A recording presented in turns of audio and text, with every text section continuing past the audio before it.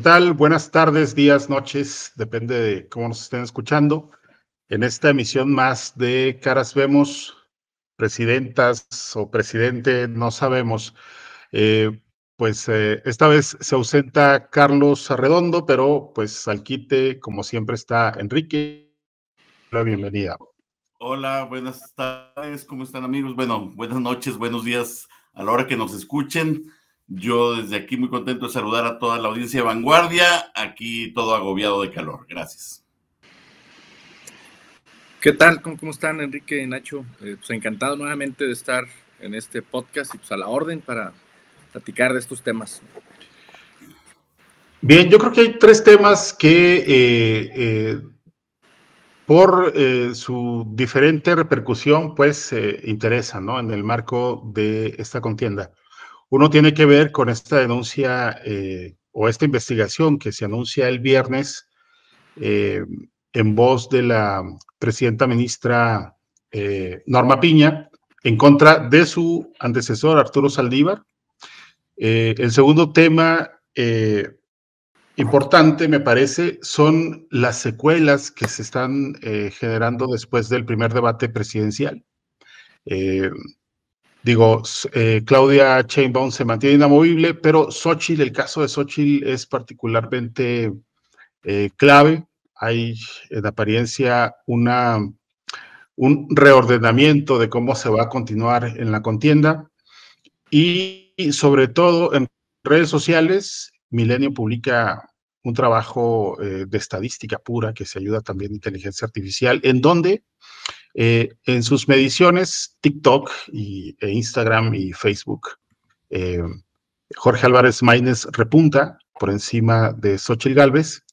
Y un tercer tema tiene que ver con el inicio hoy del primero de los procesos a los que se presume estará sujeto el expresidente Donald Trump. Por el caso de la actriz de cine para adultos Stormy Daniels, a quien, como hay que recordar, Trump habría de haber sobornado antes de las presidenciales anteriores en las que resulta triunfador, para que calle un supuesto encuentro sexual que tuvieron ambos, ¿no? Entonces, pues comenzaríamos por el tema Saldívar Piña. Bueno, en esencia se recibe una denuncia anónima en la Unidad General de Investigación de Responsabilidades Administrativas de del Poder Federal de la Judicatura, y aquí yo tendría un primer comentario que evidentemente no se trata de un ciudadano cualquiera. Hay que saber cuál es la vía y el procedimiento para emprender una acción de este tipo. Pero, Gustavo, ¿qué piensas tú sobre el tema? Sí, Nacho, bueno, mira, esto que comentas de que no es un procedimiento cualquiera, lo que sí tenemos que decir en principio es que es un procedimiento normal y que estas denuncias que se hacen en contra de ministros, jueces, magistrados, pues es un canal normal o es una vía que se utiliza y que seguramente si investigamos a otros ministros, incluso la propia presidenta Norma Piña, nos daremos cuenta que se reciben constantemente y que se le dan su cauce jurídico normal, es decir, que el Consejo de la Judicatura realiza las investigaciones necesarias para poder desahogar todo el procedimiento y determinar si hubo o no una acción indebida por parte del juzgador, en este caso del ministro. Entonces, y comento esto, Nacho, porque ya hay declaraciones por parte del exministro, del ministro de Retiro Saldívar, pues diciendo que esto es una venganza política por parte de... Una cacería de brujas. Una cacería de brujas, dijo. Entonces, pues bueno, mira, pues cae todo entre el terreno de lo político, estamos en elecciones y sin duda esto tiene un impacto, un efecto amplias en varios frentes, ¿no? O sea, por un lado, el equipo de Claudia Sheinbaum pues, seguramente estará atento a que todo lo que suceda o lo que se diga pues no le traiga negativos a su campaña, que es definitivamente lo que está intentando también el equipo contrario de Xóchitl, en donde ya incluso sacó un video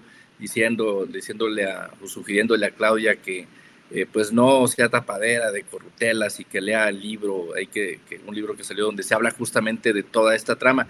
Y hay que recordar o ponerlo en contexto que todo esto surge en principio por las declaraciones del presidente en el mes de febrero, creo que fue en la mañanera del día 21, en donde él dice, bueno, pues es que yo cuando estaba el ministro Saldívar, pues le hablaba cuando eran asuntos, no teníamos que intervenir para que nos echara la mano. Así, con la sencillez, la con facilidad. La candidez que caracteriza a nuestro mandatario. Al presidente. Entonces, pues una declaración así que en ese momento yo pienso que él mismo no midió las consecuencias de lo que estaba diciendo, porque evidentemente nos encontrábamos hasta una posible violación a la autonomía de otro poder.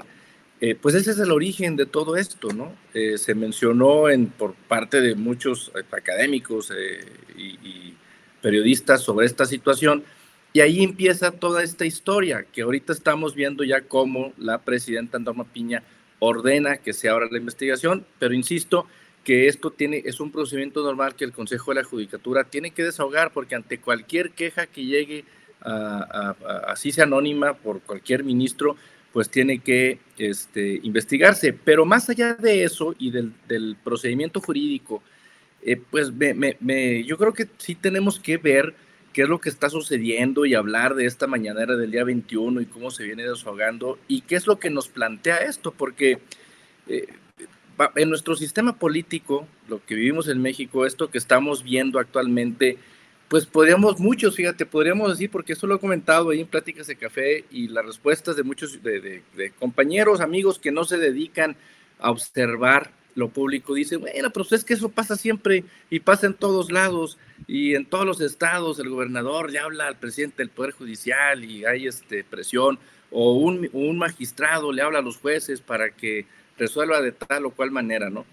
Y creo que eso es justamente la relevancia de esto, que se está transparentando, se está hablando de una posible violación a la independencia que tienen para resolver todos los jueces y a las presiones que hubo, que parece pues que hay motivos, ¿no?, para perseguirlo, para investigarlo, porque se está hablando de que hubo presión para negar los amparos para el caso del Tren Maya, del aeropuerto, de la ley energética, en fin, casos que al propio presidente o al gobierno en turno pues le interesan de sobremanera, porque son los emblemas de esta administración, y pues parece que ahí, a través de Julio Scherer, el ex consejero jurídico de la presidencia, pues hubo todo este contubernio para poder manejar y para poder presionar, y en otros casos otorgar beneficios a jueces para que resolvieran en un sentido o en otro. Entonces, pero esto hay que verlo también a la luz de lo que sucede en los estados, y creo que hay que estar atentos que después de esto pudiera ser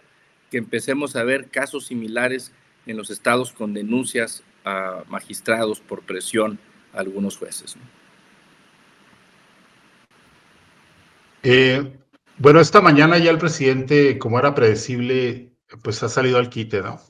Y su comentario, sus observaciones van sobre la misma línea que ya ha manejado Saldívar y la propia candidata Claudia Sheinbaum, de quien Arturo Saldívar forma parte del equipo nuclear de Sheinbaum, ¿no?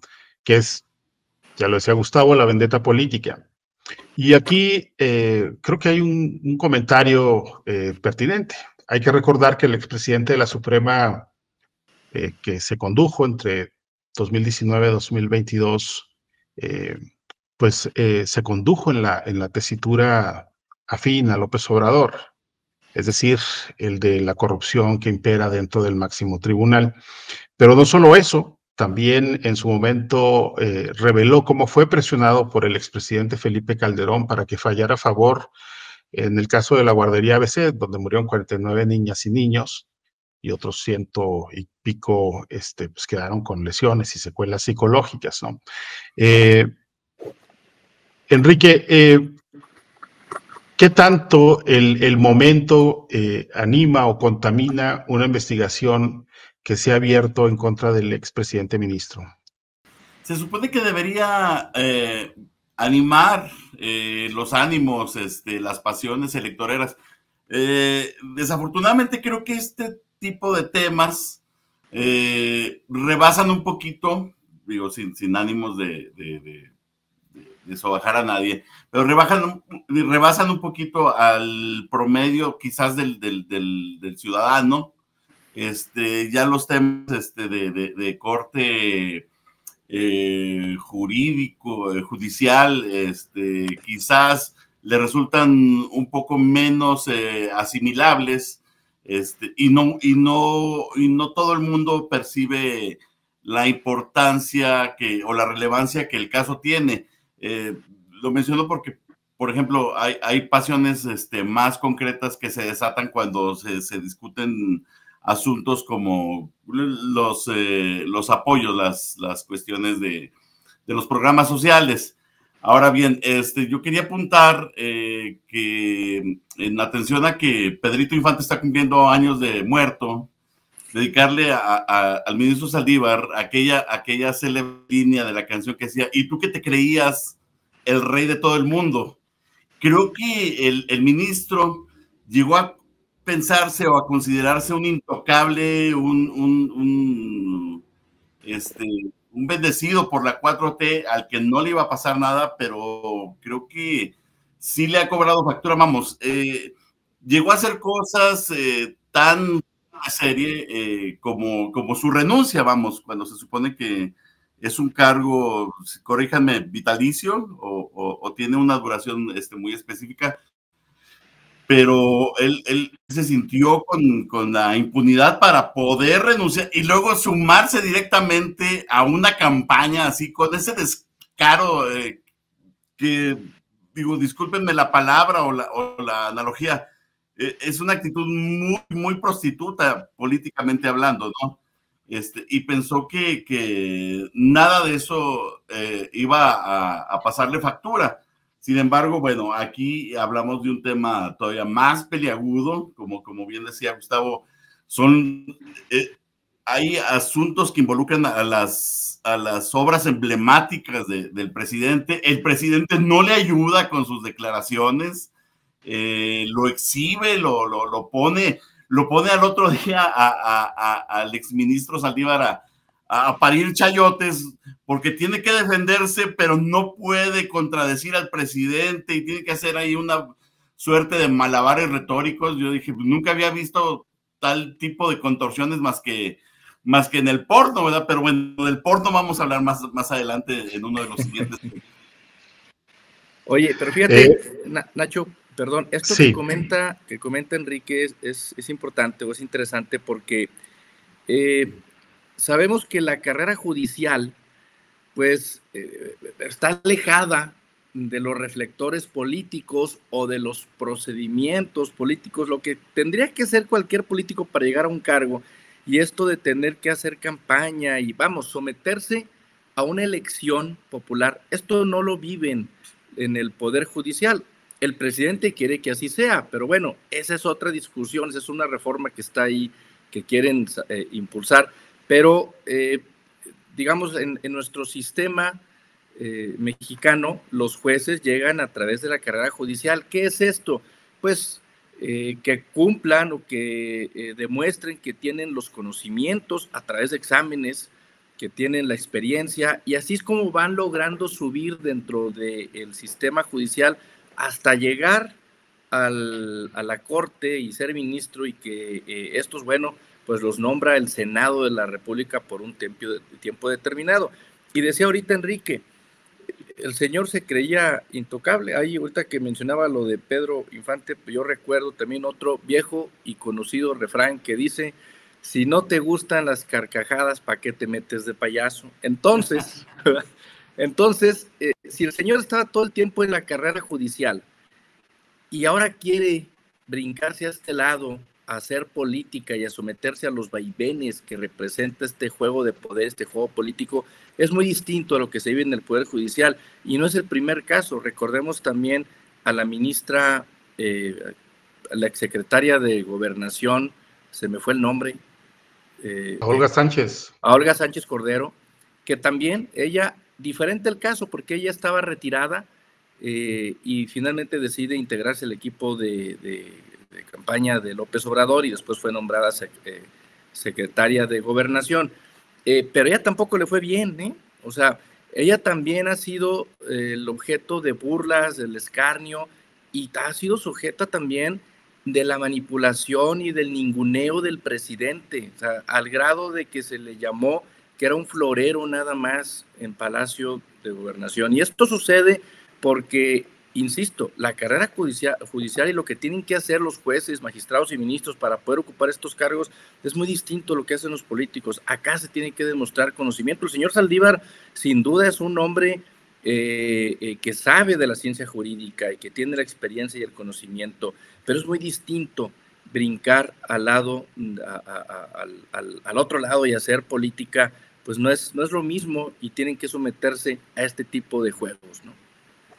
Sí, pues como bien dicen, en la justicia no existen los tiempos, pero pues aquí es claro que el principio, a mí por lo menos no me parece que sea la justicia, sino el golpe político. Y en ese contexto, es algo que quería, no es... Perdón, Nacho, es algo en lo que quería que abundaras. Sí. ¿Tú ves claramente un oportunismo político de parte de la ministra Piña?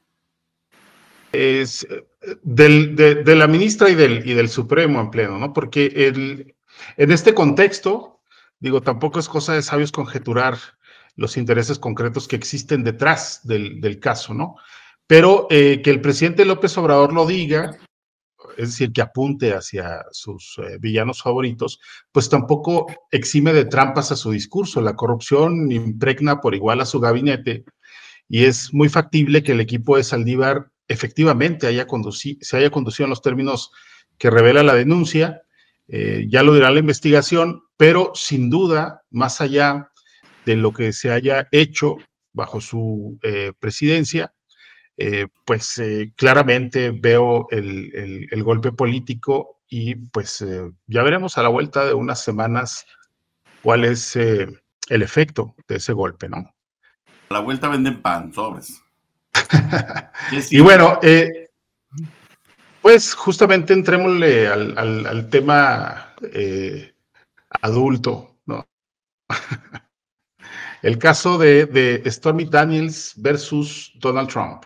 Yo propongo que vayamos primero a estudiar el material y regresemos para poder opinar con conocimiento de causa.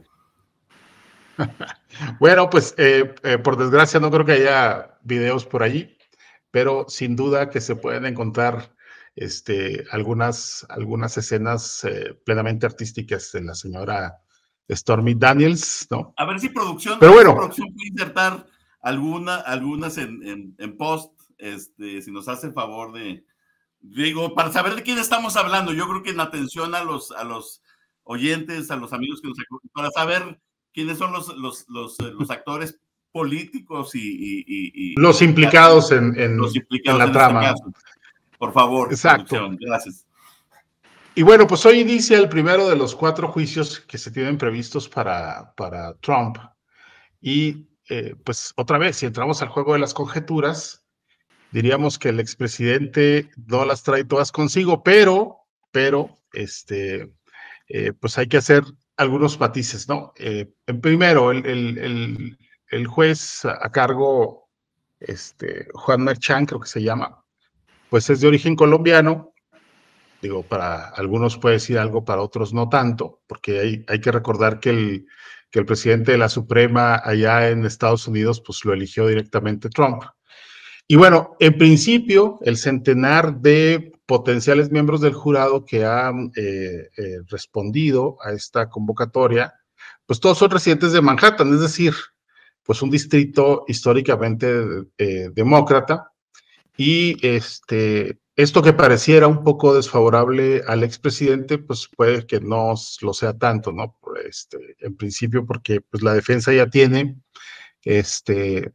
como primera carta para tirar sobre la mesa, pues el tema de recusar, de rechazar a parte del jurado. Eso ya lo veremos. Y bueno, pues el jurado terminará por conformarse al final por 12 miembros. al menos se busca que otros 6 formen parte como suplentes, y todo este proceso inicial pues tardará unas 2 semanas, ¿no? Pero bueno, ¿por qué estamos mencionando el tema de Donald Trump? Pues porque, aunque sea de manera muy cerrada, hay un empate técnico aparentemente en, en el voto que habrá de emitirse en noviembre. Pero pues no solamente México, el mundo está a la expectativa porque, pues ya lo dijo Biden en una entrevista reciente, pues el señor constituye una amenaza contra la democracia mundial. Pero pues Enrique, tú que eres mitad tejano, mitad mexicano, ¿qué piensas sobre este caso? Ahora, hay que recordar que en esto se está incluyendo o se quiere incluir este audio de cuando allá por mediados de la década pasada Trump se refirió o dijo ahí en una charla entre cuates que a las mujeres habría que tomarlas por el gatito, ¿no? Pero bueno, fuera de esas finuras del expresidente, ¿qué impresiones tienes sobre esto? No tanto sobre el proceso en sí, sino sobre las repercusiones que se podrían tener en caso de que Trump triunfe en noviembre. Gracias, Nacho. Mira, pues son varias. En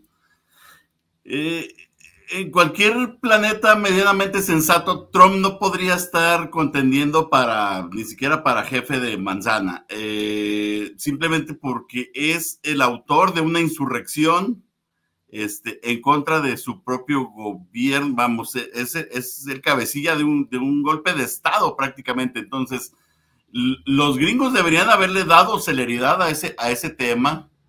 Y para inhabilitarlo en lo político, porque es una persona que en efecto es un peligro para la democracia, y siendo, nos guste o no, la estadounidense, la democracia paradigma en el mundo, con todos sus defectos y con todos la bola de problemas que arrastra, históricos y presentes, si la democracia de los Estados Unidos se resquebraja, la del resto del mundo, de países como México, que también la tienen la tenemos muy frágil, pues se pulveriza. En lo que respecta a nuestra relación con los Estados Unidos, creo que curiosamente no varía mucho si nos gobierna, si los gobierna, yo me sentí lo de tejano, si los gobierna Trump o Biden o algún otro demócrata. Es más, los gringos quieren lo mismo de México, todos quieren que seamos el cancerbero de su frontera sur, y un país cómodo, maquilador, y un buen socio comercial, y que no hagamos mucho ruido ahí en el patio de atrás. Creo yo que no hay una gran diferencia en lo político. En lo diplomático sí, recordemos que Trump tiene un discurso mucho más hostil,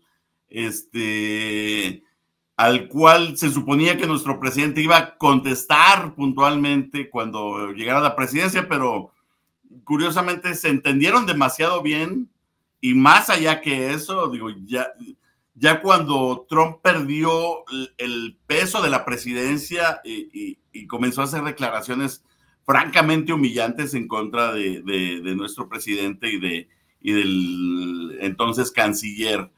Entonces, en lo diplomático sí es más costoso. Bueno, vamos, es muy claro, Biden es tan institucional que con todo y sus años, no solo se aventó el trayecto de la IFA a la Ciudad de México, sino que se amachinó media hora escuchando los dislates de López Obrador en una de las visitas que estuvo aquí, sin chistar, mientras López Obrador hablaba cualquier cantidad de pendejadas. Biden es un tipo muy institucional, le da su lugar, y no busca ese tipo de confrontaciones, pleitos de lavanderas, pero en lo que nos piden los vecinos es básicamente lo mismo, lo que nos piden tanto los del elefantito como los del burrito, ¿verdad? Bueno, del discurso directo, sin ningún, o con gran menosprecio de lo que es la diplomacia que ya apunta Enrique, pues digo, tenemos muestras, yo creo que casi diarias de ello en el contexto de las campañas con Donald Trump.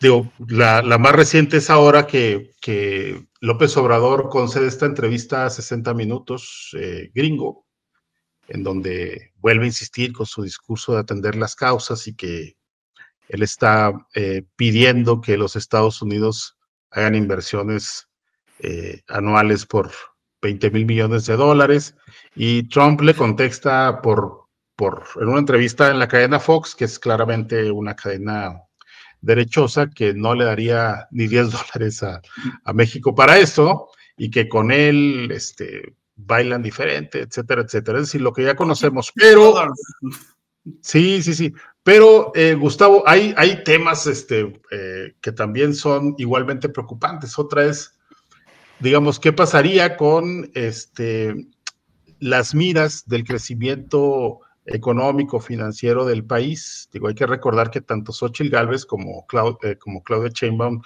pues son dos políticas con clara orientación globalista, mientras que Trump es un nacionalista.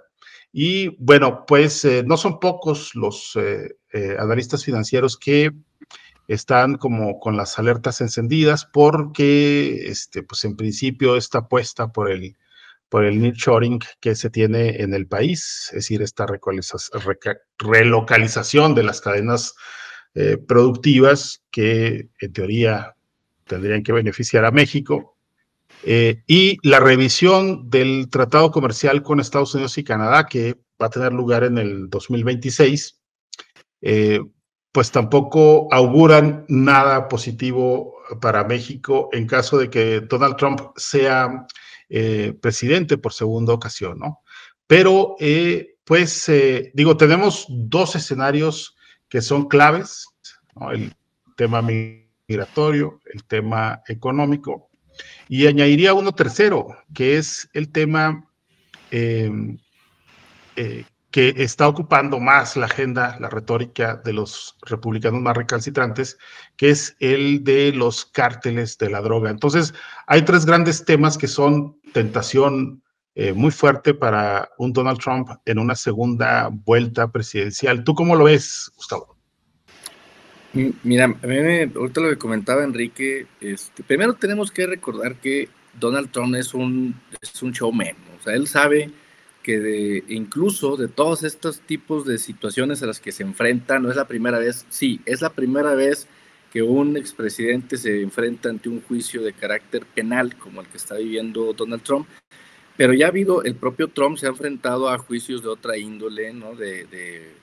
Por falta de pago de impuestos, o sea, de carácter fiscal o civiles, pero no penales. Entonces, pues sí es distinto en ese sentido. Pero esto incluso él luego lo sabe cómo hacerle para sacarle provecho, y pues también tenemos que entender cómo es el electorado gringo, y él finalmente está enfocado en cierto nicho, en cierto segmento de ese electorado, que con estas declaraciones extremistas o que pues nos pareciera fuera de proporción o irracionales, pues él no es un tonto, él sabe que ese tipo de declaraciones, al igual que sucede aquí con muchas de las declaraciones que hace Donald Trump, perdón, igual ya me estoy sintiendo gringo, que hace López Obrador. Donald Obrador, ¿verdad? Donald Obrador, pues sí es una mezcla ahí con el populismo, uno de derecha y otro de izquierda, los extremos. Dice la teoría de la herradura que los extremos tienden a juntarse, entonces se parecen estos personajes de izquierda y derecha. Pero sí, estas declaraciones al final la capitalizan y le sacan provecho con el segmento poblacional al cual ellos están dirigiendo este mensaje. Entonces no dudemos que toda esta trama del juicio penal que empieza hoy o que enfrenta el presidente, pues lo convierta después en positivos. Y ojo, hay que decir que este juicio se centra en los registros contables o en lo que él reportó de para qué fue ese dinero, porque él niega que le haya pagado a esta actriz de la industria porno la cantidad de $130,000 que ella dice que se le dieron para que se quedara callada, y él lo niega. Y todo se centra en su abogado, que él argumenta que se le pagó $130,000 para que se los entregara a esta persona, a esta actriz, y el juicio es, o lo que se va a discernir, de lo que se trata es de que se le acusa de que él, el presidente, o expresidente Donald Trump, lo clasificó como gastos legales y que no dijo de qué era, porque también se vale allá pagar por el silencio de las personas. Entonces, esas son de las características del sistema jurídico gringo. Entonces, todo esto al final creo que después le puede sacar provecho el Donald Trump para la elección. Y ya hablando de las repercusiones que puede tener acá en México, creo que hay que separar las cosas. O sea, todo este discurso y todo lo que pueda decir, pues es populismo y es para llamar a los electores.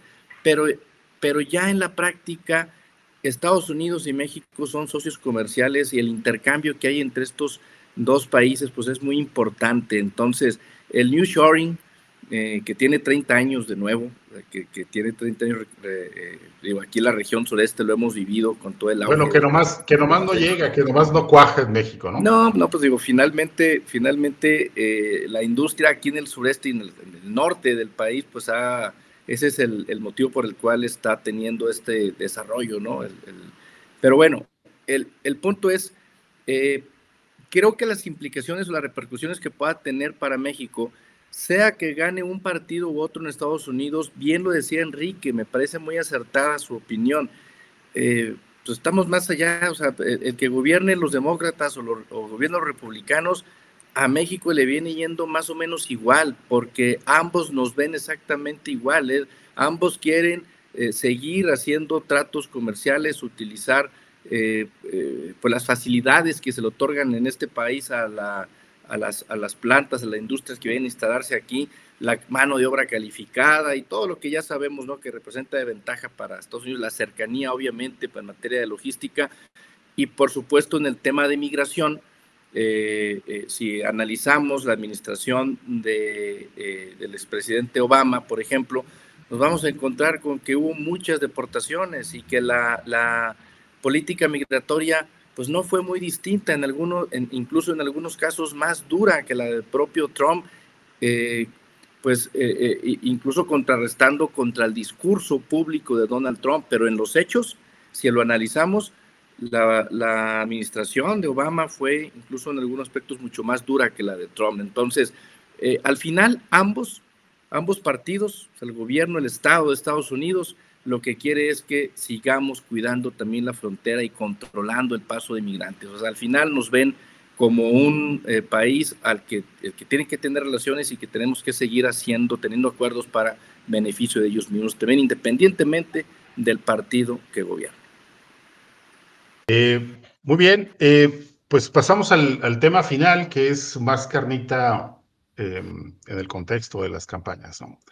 Leía hoy temprano una entrevista que realiza El País con Ivonne Melgar, con la periodista Ivonne Melgar, que recientemente lanzó un libro, Chingona, que es un gran perfil periodístico sobre Xóchitl Gálvez, ¿no? Entonces, allí hay una pregunta que le realizan y que tiene que ver con este momento en el que Xóchitl acusa el vacío económico, el vacío de aportaciones que le están haciendo el PRI y el PAN, sobre todo. Básicamente la dejaron sin lana. Y Max Cortázar, el que es el coordinador de campaña de Xóchitl Gálvez, pues, según Ivonne Melgar, pues le dice, pues, ¿cómo le vamos a apostar si va con apenas 17 puntos en la preferencia del voto, ¿no? Pero bueno, digamos, después del debate, en esto que serían los ecos del debate, hay cosas interesantes, sobre todo esta recapitulación que parecen estar haciendo no solamente Xóchitl Gálvez y su equipo, sino también el PRI, el PAN, el PRD, y ciertos movimientos que se comienzan a dar en algunas plataformas, pues nada más entre ella y el abanderado de Movimiento Ciudadano, Jorge Álvarez Maínez, ¿no? Porque pues Claudia está muy por encima en cualquiera de las plataformas que existen. Pero Milenio publica hoy también un trabajo periodístico que me parece interesante y que se lo atribuyen a los efectos de este primer debate presidencial, en donde Salvador Fraustro, que es el director de investigaciones especiales del periódico, pues habla cómo Álvarez Maínez ha rebasado a Xóchitl Gálvez en el número de seguidores que tiene por TikTok y Facebook. Pero pues Gálvez se mantiene todavía arriba en los números respecto a el candidato de Movimiento Ciudadano en lo que es X, antes Twitter, Instagram y YouTube. Pero bueno, pues digamos esa batalla en el piso mientras Sheinbaum anda en las alturas, pues difícilmente van a mover algo, Gustavo. Sí, mira, esto que sucede en redes sociales, pues sí es de llamar la atención y tiene que ver pues con el segmento al que está dirigido el candidato de MC, Álvarez Maínez. A él no le gusta que le digan Álvarez Maínez, pero digamos Maínez, para que no se enoje el señor Maínez. Pero Maínez le dicen desde chiquito, dijo él en el debate, ¿no?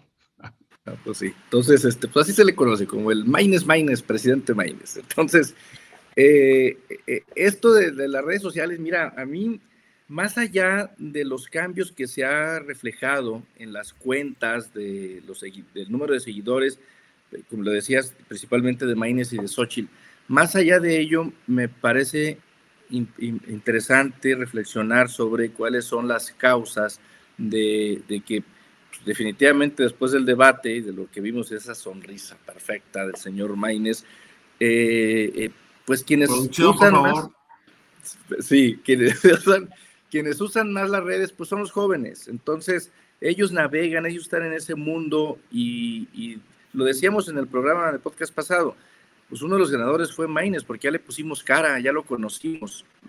Fíjate, mi hija que tiene 10 años me decía eso, ya conocimos a Maínez. Y sí, lo cierto es que los jóvenes que viven en el mundo de lo digital pudieron conocer al candidato. Entonces, y además es una campaña que está pensada para ellos desde el eslogan, desde la música. Todos recordamos esta canción famosa de Movimiento Naranja, de Movimiento Naranja. Bueno, pues lo vimos en la campaña de Samuel Rodríguez, el cacique, ahora de MC, el que se quedará con el partido MC. Lo vemos en la campaña de Mariana Rodríguez, la esposa del gobernador de Nuevo León, de Samuel, y lo vemos ahora en la campaña de Maínez. Están dirigidos, piensan el eslogan, las canciones, todo dirigido a ese segmento para que, son influencers y su campaña solamente es en redes sociales. No es casual que mientras las otras candidatas, Claudia y Xóchitl, se la pasan recorriendo el país, haciendo eventos con sociedad civil organizada, con sector empresarial, en ejidos, en colonias, universidades. El señor Maínez está en un juego de tigres contra pumas o está en la casa de Samuel tomándose unas cartas blancas. Su campaña solamente es en redes sociales y ese es el objetivo de ellos. Entonces, yo creo que eso es lo que hay que revisar, el cómo es que los jóvenes están yendo o están siguiendo a este tipo de personajes que representan una política pues estúpida, una política frívola, que no propone nada, una política que no ha logrado implantar en esta campaña una sola idea, una sola propuesta, porque incluso después del debate que vimos entre el señor Maínez y las candidatas, no logramos, o díganme ustedes si recuerdan, una propuesta del señor Maínez que se les haya quedado. No, pues todo está, la sonrisa y la cancioncita y el baile, pues solamente para ganar adeptos en redes sociales. El asunto es si estos seguidores en redes sociales van a convertirse en votos. Yo honestamente lo dudo y creo que será pues un fracaso. Digo, ya lo sabemos, va a quedar en tercer lugar, va a quedar en último lugar. Vamos a ver si logran su esperado 7-8%, que es lo que ellos están persiguiendo, ¿no? Nacho, ¿estás con nosotros? Gracias. Nacho. Ahí estamos. Ya está, me cambié de lugar porque creo que estaba perdiendo la señal, ¿sí? Ok. Entonces, Enrique, bueno, pues hablar de una disputa en redes sociales, por más que, por ejemplo, Maynes no esté haciendo, como dijo Gustavo, campaña en territorio, él le apostó a las universidades, dice que porque pues ahí está la gente pensante y votante, ahí está su target, que no lo creo. Pero bueno, hablar de, no sé, de si se mueven o no los números en ciertas plataformas de redes sociales, pues me parece irrelevante porque hasta allí Sheinbaum les aventaja, pero por mucho, ¿no? Por mucho. A pesar de que la tildan de ser fría y despiadada, ¿no? Pero me parece más preocupante este alto que ha hecho Xóchitl Gálvez. Bueno, no, preocupante no es la palabra. Me parece más interesante este alto en donde se están reconsiderando muy seguramente las estrategias finales rumbo al 2 de junio, ¿no? ¿Cómo sientes el ánimo post-debate en las candidatas? Gracias, Nacho. Mira, gracias, qué bueno que me das este pie porque la semana pasada sí me quedé eclipsado, ya no pude contactarme con ustedes y no pude dar ni un comentario sobre el debate, que por lo demás estuvo aburrido como patada de monja, dicen por ahí. Es muy triste constatar en dicho debate que ninguno de los tres tiene madera política, que ninguno de los tres es realmente un político, porque no tienen un discurso estructurado en su cabeza que puedan defender, no tienen una ideología estructurada por la que puedan hablar sin un guión detrás, ni Xóchitl, ni Sheinbaum, ni el señor Maynes, tienen ideales políticos, y si son políticos no están a la altura de una contienda presidencial. Vamos, si te pones a pensar, todos están allí no por una búsqueda, sino por una circunstancia. Maynes está ahí porque Samuel no pudo estar. La señora Gálvez está allí porque la infló el propio López Obrador, a lo mejor primero en su contra, pero a lo mejor ahorita piensa que es lo mejor que le pudo pasar. Y Claudia Sheinbaum, bueno, como candidata oficial, como cualquier candidato oficial, pues no estaría ahí si no hubiera sido, como decíamos en los primeros programas de esta emisión, si no hubiera sido dedeada por el macuspano. Entonces, son tres personas que están allí por una mera circunstancia y no están a la altura ni siquiera del debate, ya no digamos de la presidencia. Entonces, sí, efectivamente, Claudia trae todas las ventajas que da el oficialismo y no parece que vayan a ser remontables. Es una campaña, es una contienda que se veía perdida desde hace mucho.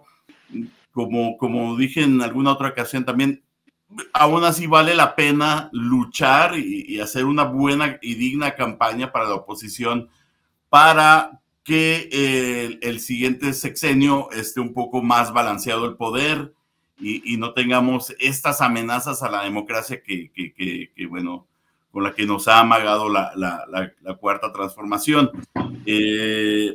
Como dije también en alguna ocasión, Maynes también tiene que sacar una buena votación, a su riesgo de perder el registro en el plano federal. Creo que en el caso de Maynes, bueno, sí, tienen los likes, pero no tienen los votos, pero los likes son como semillas de votos. El proyecto de Movimiento Ciudadano ya entendió que está en los chavos, y quizás no esta elección, pero la siguiente o la siguiente sea una generación de votantes que traigan muy bien implantada la marca del Movimiento Ciudadano, del fosfo y de todas esas banalidades, de todas esas cuestiones de marca tan insulsas, con las que, bueno, está haciendo talachita, ¿no? El posicionamiento de marca, el partido de Dante.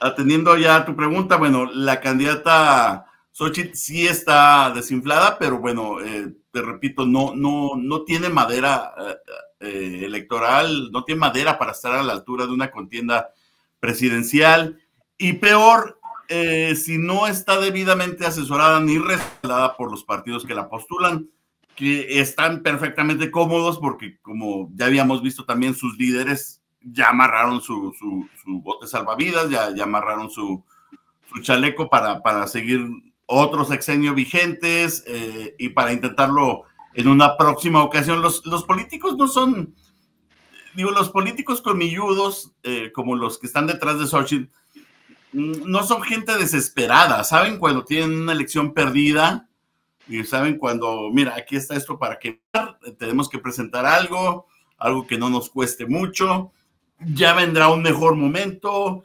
Son güeyes que viven muchos años, o sea, son güeyes que se hacen viejos en la política y dicen, si no es este sexenio, puede ser en el siguiente o en el siguiente. Entonces, no hay ninguna prisa, ninguna desesperación.